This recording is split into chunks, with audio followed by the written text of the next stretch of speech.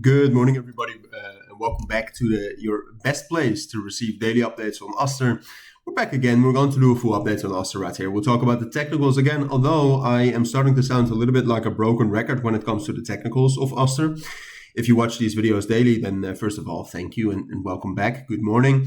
But second of all, you probably already know what I'm going to say regarding the technicals. The technicals have not changed, although there is one thing that I think that's quite crucial to talk about right here, which actually is relatively bullish. If you have not seen the video yesterday, I have turned slightly more bullish on Aster recently, but that's mostly because of fundamentals, and I'll tell you why in this video. Okay, because ultimately, like technically, to start off with that before we talk about the fundamentals, and then we'll look at the technicals again, given the knowledge that we've gained from the fundamentals, which I'll show you. I mean, right now we're just looking at a blank chart, but I'll show you the fundamentals so you can actually see what I mean. But purely technically, Aster has just been consolidating right here between 2.15 and 1.75. And I've always told you that, as long as we have no break above 2.15, which we spiked above that a couple of times, but that's not a break. A break for me is at least a 4-hour time frame breakout with volume. We've never been able to do that. So in that sense, I hope I protected you for a couple of these fake outs, because I know a lot of people were not protected. But we have to wait for a breakout, and so far we haven't gotten a breakout, not to the upsides and not to the downsides.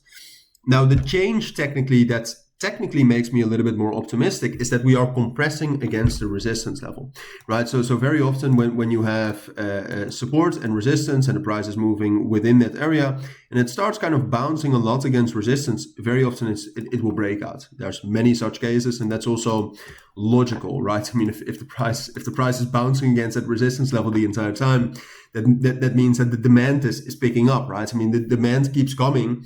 When the sellers coming, and at some point of time the sellers are out, right? And that's what's happening. You can see we're making higher lows right here since October for the last week, and there's actually a couple of times where we try to break out with decent volume as well. I mean, you can see, can I please? So here you can see the open interest. Open interest is also increasing a bit. That's good. But you can also see a couple of times where we actually have some high volume moves above that level. And at some point of time, if we keep compressing like that, like if the fundamentals remain relatively good, we're going to break out. And talking about the general market fundamentals, obviously a bullish market is important. Yesterday we had a relatively steep pullback for a lot of altcoins. Some altcoins are back at the same prices as the start of last week when the bullish momentum started. Aster held very well, right? Aster, I would argue, barely moved. And then the fundamentals are the key reason. There's going to be a clock going off in the background in a moment, so don't be alarmed. But the fundamentals are great. I mean, they're really pushing the Binance ecosystem. As you can see right here, TVL is up about 2% in the last 24 hours. It's now sitting, we're talking about hundreds of millions of dollars, by the way. Right now it's sitting at $9.13 billion. The DEX trading volumes are incredibly high.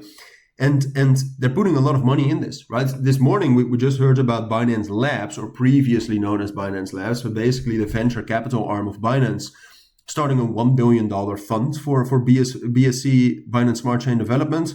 And I would just be surprised, fundamentally, if the coin that kicked all of this off, which is Aster, all right, if this doesn't rally again, I would be fundamentally surprised. And I think technically we're gaining more and more confirmation that a breakout is looming. So that's why I will still tell you, wait for the breakout. So that could still be a bullish breakout or a bearish breakout.